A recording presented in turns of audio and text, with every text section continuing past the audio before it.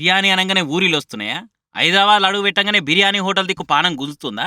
జర పైలమయ్య బాబులు బిర్యానీ, బిర్యానీ అని నోరు తెరుచుకొనుంటే ఆయనతో నోట్లకు జిల్ల పురుగులు పోగాల. గవే బొద్దింకలు.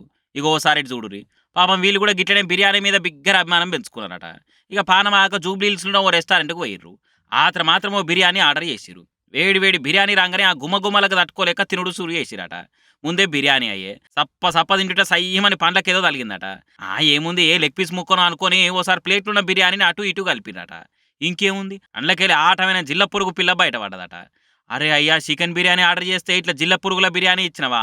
ఏంది బొద్దింకలని క్వెషన్ చేస్తే, అయితే ఏం చేద్దామంటావు మరిప్పుడు" అని రుబాబు మాటలు మాట్లాడిరట. అంతేకాదు ఎవరితోని చెప్పుకుంటారో చెప్పుకోపో అని దబాయించిండట ఓనరు. ఎక్కడికోసరా దేవుడా! బిర్యానీ కోసమని పోతే జిల్ల పురుగుల బిర్యానీ ఇచ్చిందే కాకుండా మీదికెళ్ళి ఎవరు చెప్తావో చెప్పుకోపో అనబట్టే ఆ నోట్లున్న బిర్యానీ మెతుకులను ప్లేట్లకు ఉంచేసి లబ్బలబ్బ మొత్తుకున్నట ఆ బిర్యానీ ప్రియుడు. చూసిర్రా? బిర్యానీ, బిర్యానీ అని యాలపాల లేకుంటే ఎగబడితే ఇగో ఇట్లా చేస్తుర్రు జనాలు. ఏదో చెత్తాబొత్తా సప్పరిస్తారు అనుకుంటుర్రో ఏమో మంది పానాలతోని ఆటలాడుతున్నారు. జర పైలమయ్య సాములు బిర్యానీ ఇష్టం కదా అని ఏది పడతా అది ఏడ పడతాడో తినకుర్రి. ఉత్త పుణ్యానికి దవాఖానలో పడతారు చూడుర్రి మీ ఇష్టం ఇగ.